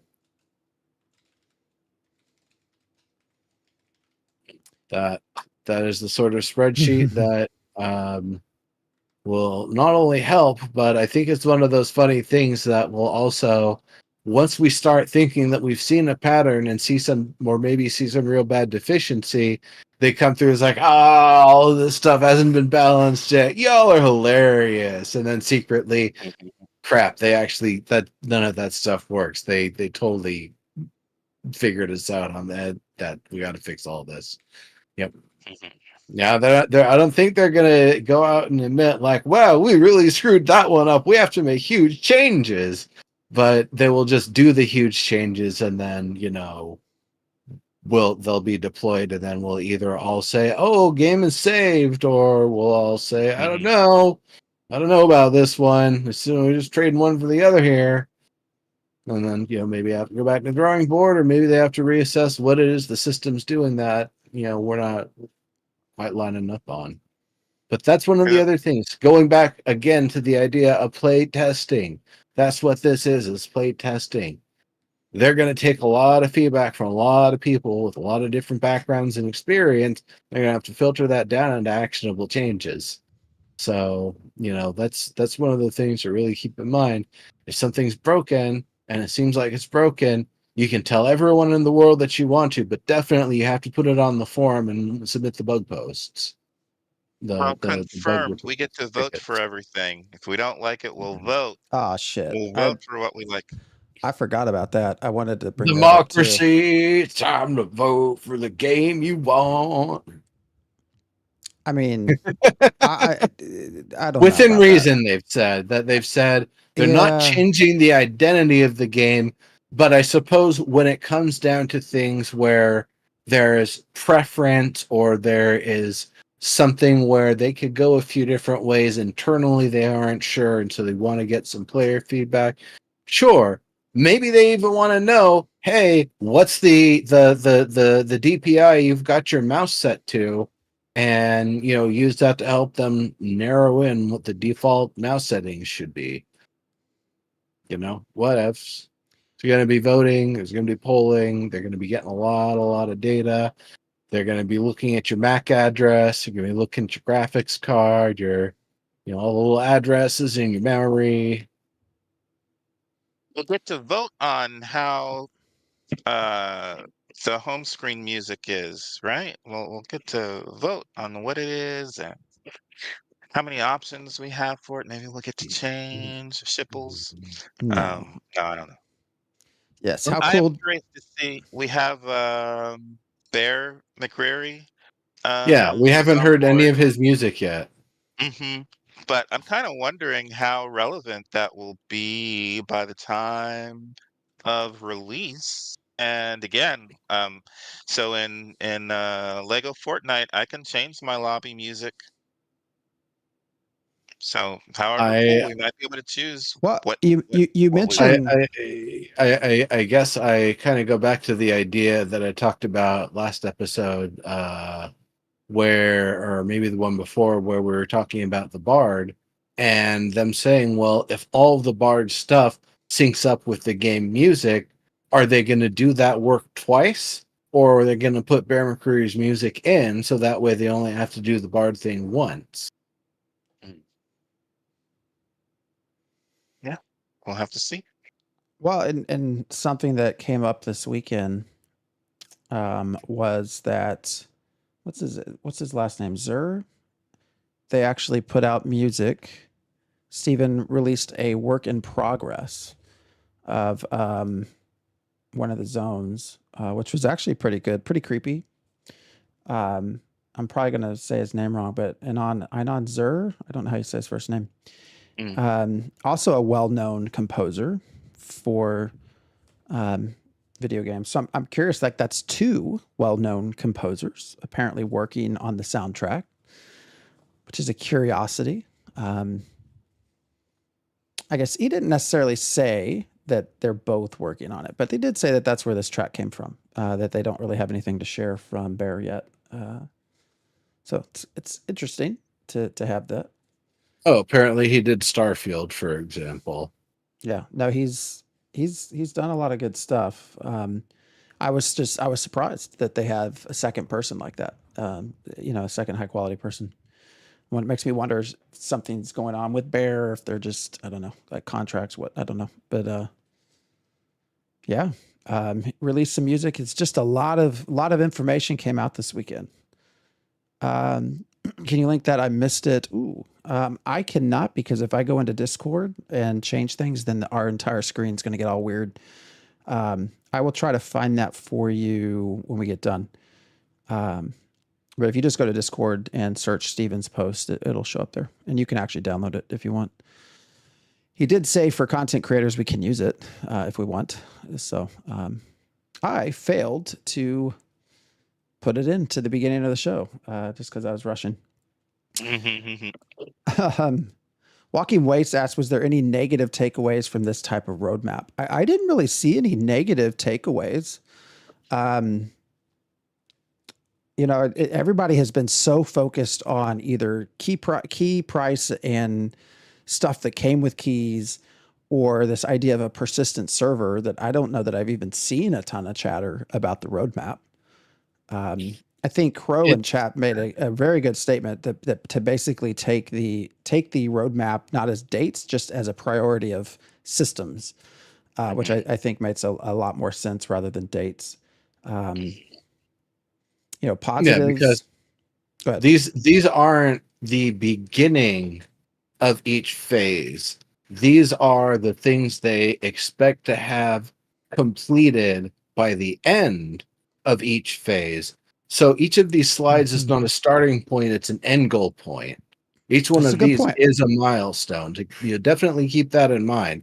We're not going to start with all the systems and everything we've just talked about. That every slide that they showed for the phases is not where the phase begins, it's where the phase will end. And even with that, they said phase 1 probably going to be pretty close to the slide. Phase 2 has a lot of things that might slide to phase 3 depending on how things go.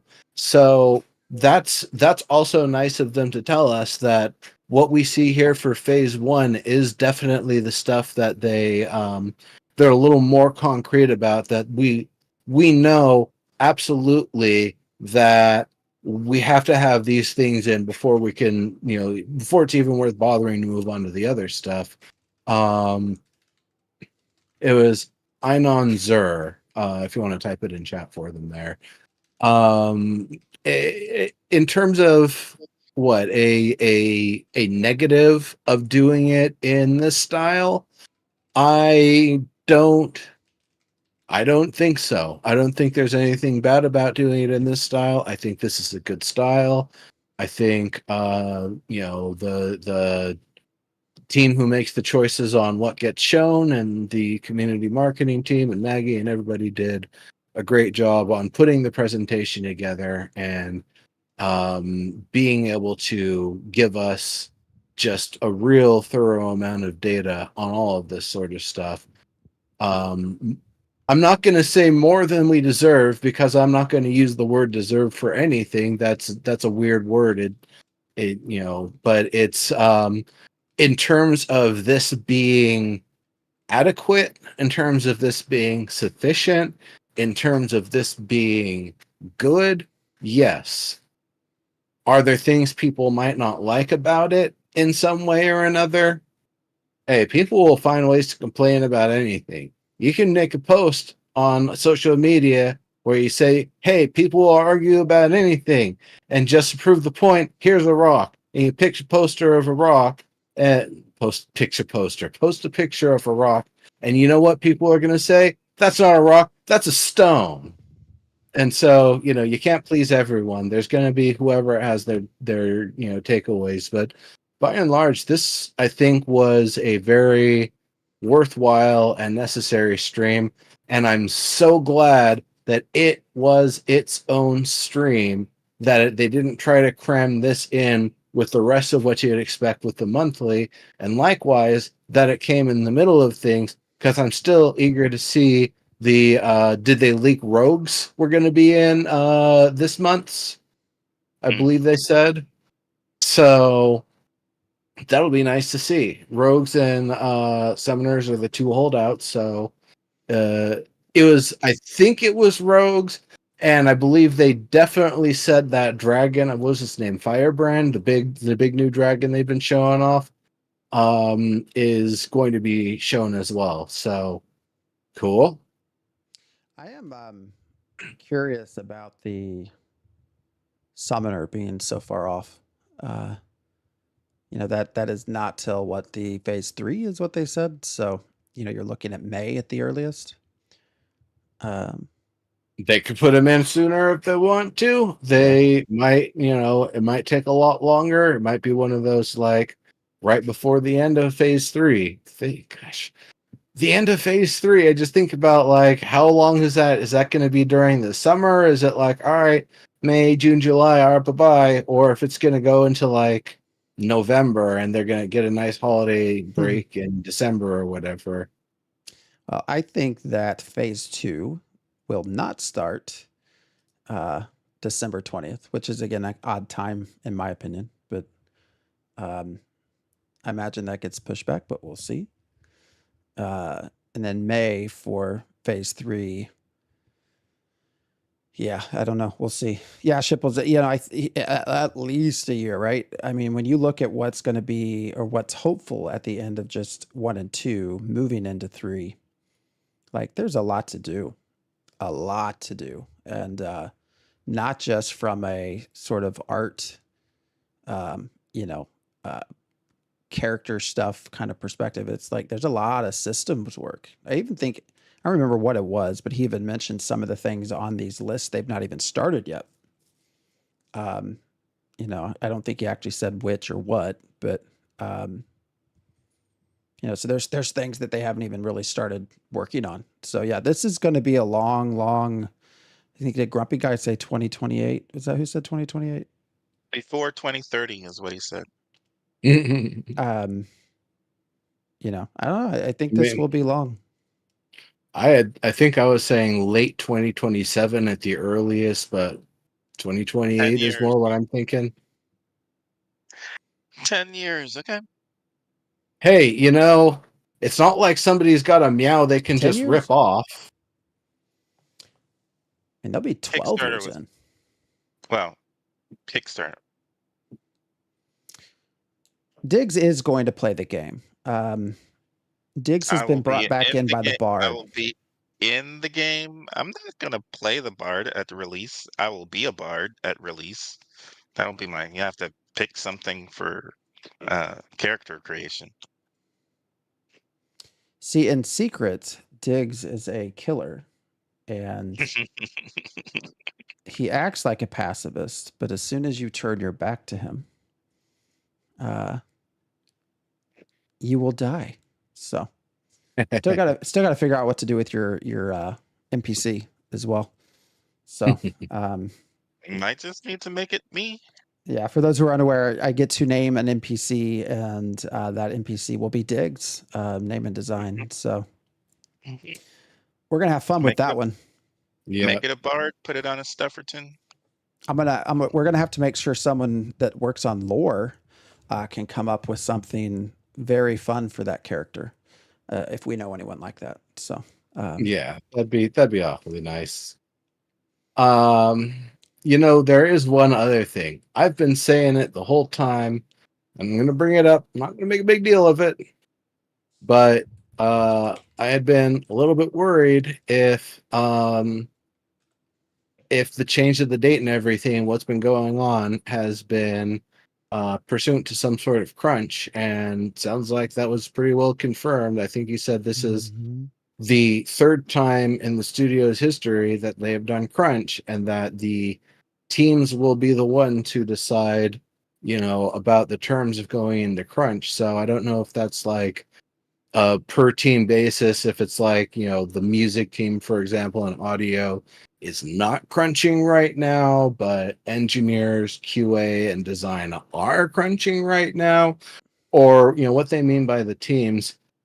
And then the other thing, and this is one that I always bring up, is winter breaks. I've been saying for a while that I kept on thinking they were going to release like a January, February sort of thing for Alpha 2.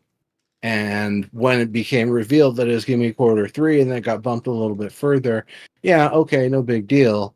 But then that always springs me back around, like, when the holidays come around, I'm hoping that they're going to do like I don't know, an alternating sort of thing. So half the team is out for some part, half the team is out for the other part. So that way, over 4 weeks, 3 or 4 weeks, depending how they stagger it, everybody gets a chance to, take their breaks and stuff. Because I gotta say, there's been a lot of hard work, and going forward, it's going to be a whole lot more hard work. So, and then likewise with poor Mags going in, she's going to be, Alpha 2 baby, and so she's going to be, having to be a mom and having to manage the community and be the community marketing lead for the company. And she also does like cosplay D&D streams and stuff with a company that she's got or whatever too. So Gal's gonna be busy, and I know she's definitely gonna need to get a break. Brett says the kid will be in junior high at launch. That's hilarious. Please not. Or that kid actually could be, because they're going to be super genius. But I'd maybe take that one. Where actually, I don't know.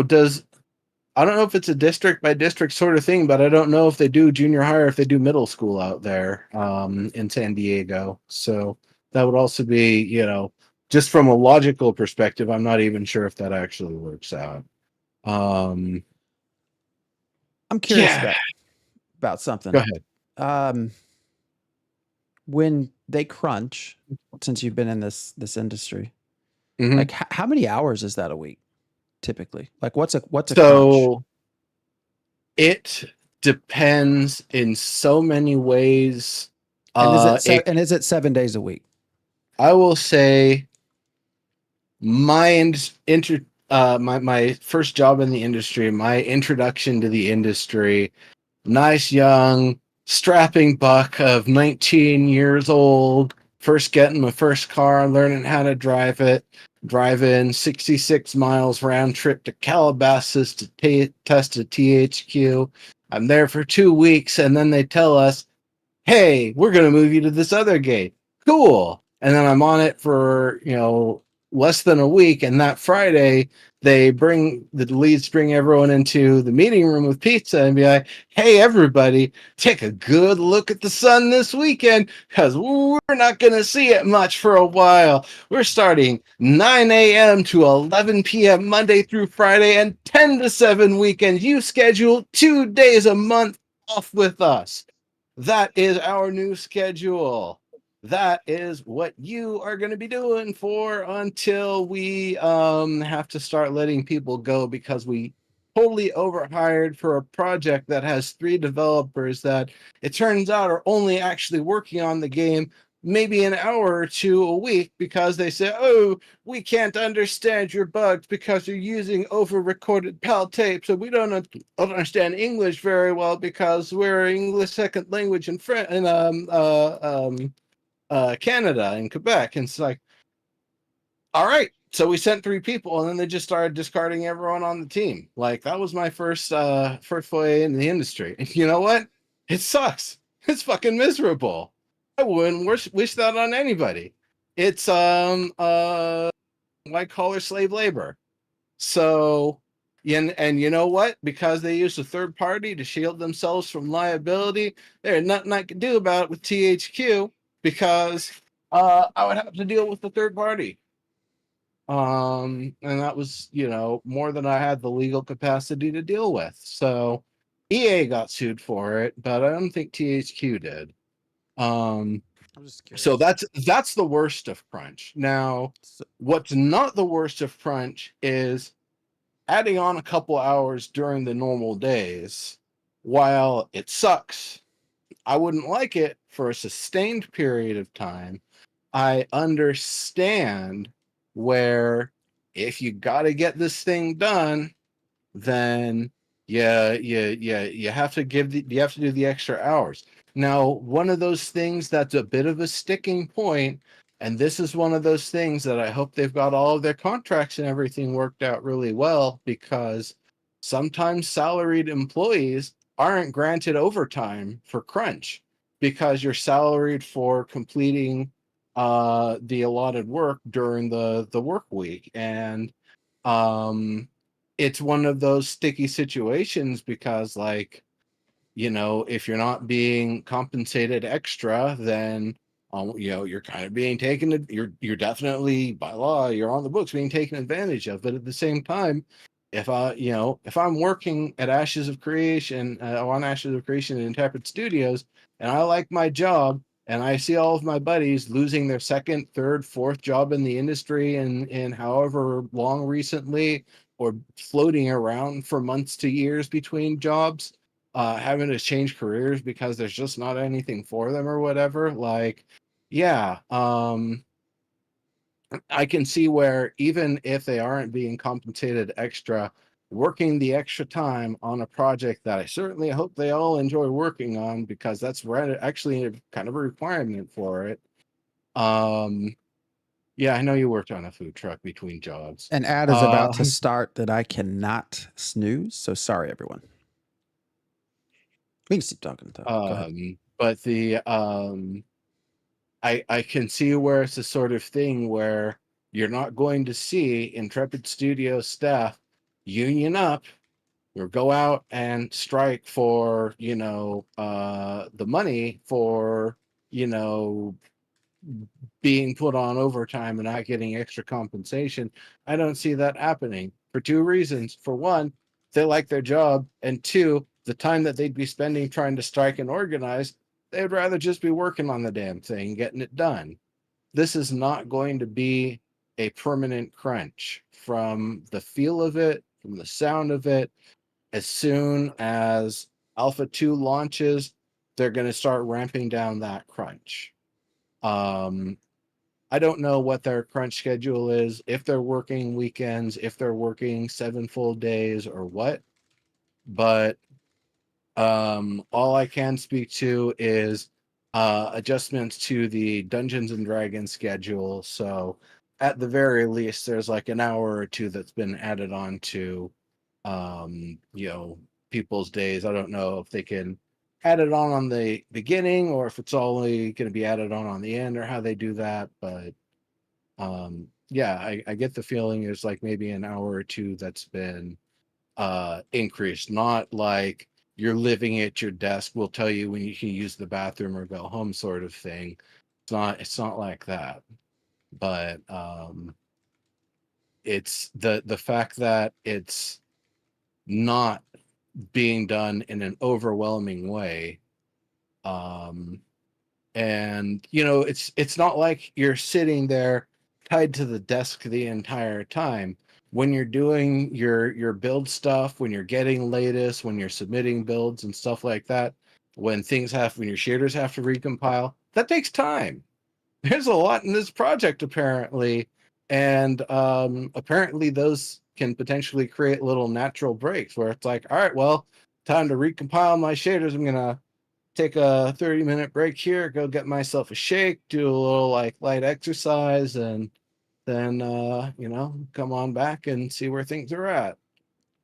And so I don't think it's actually like the most grueling. It's not like the QA testing I was doing where, yeah, you could get up and use the bathroom or whatever. Sure, there was no problem with that. Make yourself more tea and stuff.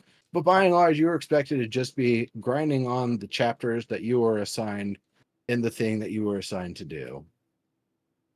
Hey, ads are done. Awesome. Welcome back, everybody. Yeah, it's crazy. Um, They're like 3-minute ads. What the hell? Yeah, they're getting kind of big. I've been noticing that. And even with the actual like official live streams, I've been seeing more ads than I care Shit. to. I mean, YouTube lets you cut them out or 15 seconds. I mean, damn. Well, Mhm. that's why Crazy. I rewatch it on YouTube and not on Twitch. So sorry, I like what is it like 80 hours a week? Like what do you think is If I had to take a guess, it's probably closer to 60. for crunch? Oh, Yeah, you know, it could be as much as 80. But I don't because the other thing is the more that you're taking people's time and resources, they're just going to put out increasingly poor yeah. quality work. And so you can get people doing however many hours at 100%. You get them for however many hours at 90%. You maybe get them for Mhm. however many at once you're starting getting down to like below 80% quality from folks, then like you definitely want to just have them rest, and that's literally the best thing for your project. Yeah. So I 110. think Damn. not over crunching is really important. Yeah, the most I ever did as a resident was on a internal medicine service at a VA, and it was 125 hours In a for week. a week. Yeah, literally, like spending 18 hours of my day Mhm. sitting in a hospital. That was painful. Yeah, it sounds like it. Well, but Yeah, that Painful. and even the thing I was doing, that was pretty rough, and that was only 84 hours. Like only 84 hours.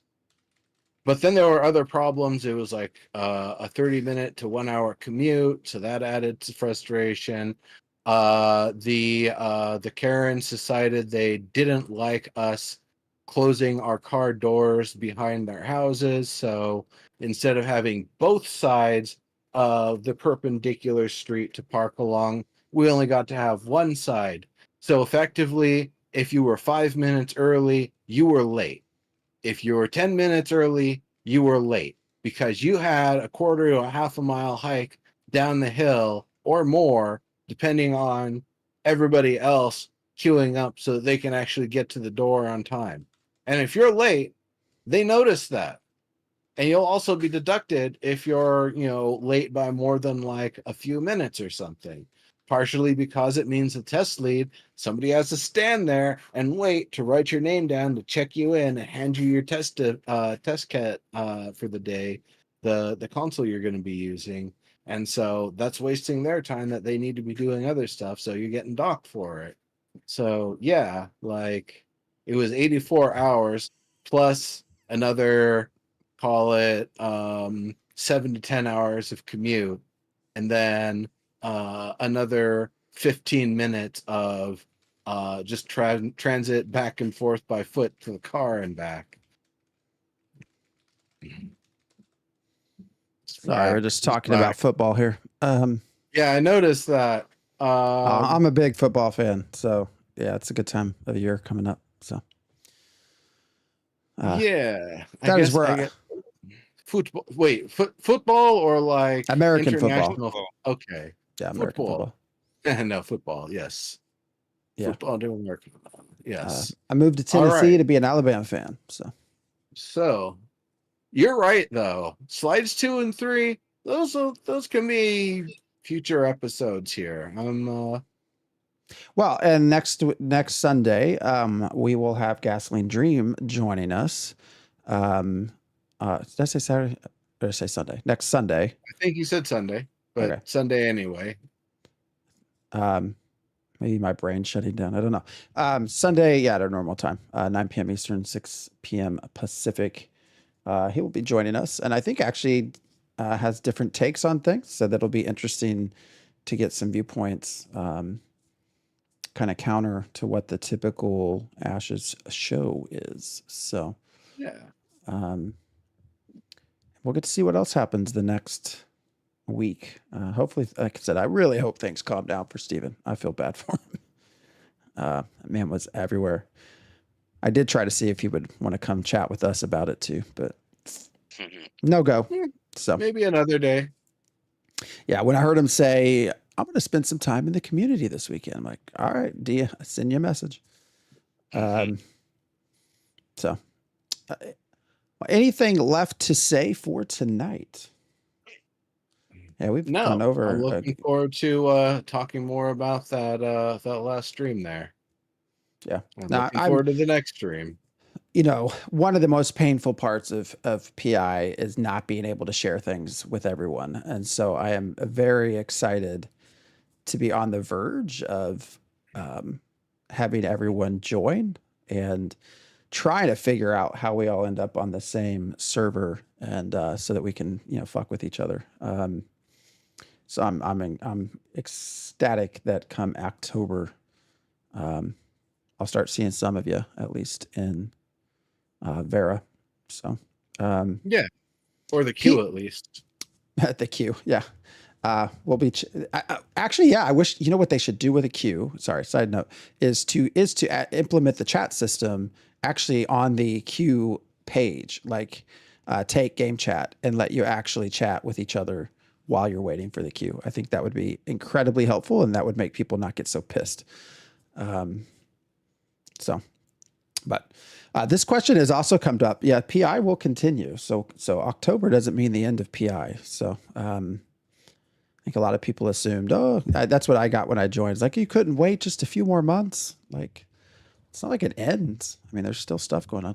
Oh, that was the other thing I wanted to mention before we run real quick. I find it incredibly interesting. Two things. One, that the testing server is NDA. I'm super curious about that. Most test servers, I don't know who here has played test servers. They've been in numerous MMORPGs over time. Some are persistent, some are taken down, brought back up. Most are not at all under NDA. So that's a curiosity of mine. And then the other part with that is that it sounds like you do not, as far as engaging with the game, you will never need to have really, Turreted? Used to having playtest servers being in. Yeah, they don't want broken test stuff to be put out there public in the open. So it makes sense to have that stuff NDA. That's fair. But the other part is, not that you're necessarily playing, but there's no sub. Like that's one way to apparently stay connected to Ashes without ever having to pay a sub if you don't want to. I mean, as long as you had an alpha key. Alpha 2 key. Apparently you'll always have access to the testing server. So, which is, I found interesting as well. So, all right. Well, we are over 2 hours, so we will end here. And think Is There No One Else is the only Ashes of Creation content creator currently streaming. So we will raid over to him. Yeah. Apparently there isn't anyone else. Yeah, I think Jamie also rated him earlier. So we will send everyone there. Is There No One Else is a great content creator. They do voices of Vera with Nice. Gosh, I think Wednesdays. I could be wrong with that.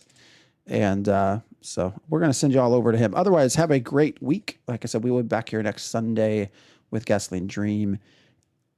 And yeah, join us on Discord if you want to keep the conversation going. Oh, why is my enter button not working? Enter. Enter. Weird. So that's weird. All right, there it goes. Gummy bear under it? Okay. There you go. No, it's just, I don't know. I was typing and then I couldn't type. Like, what is going on? Anyways, we will send you all there. So everyone have a great week. See ya. Later, everybody. Thanks for coming.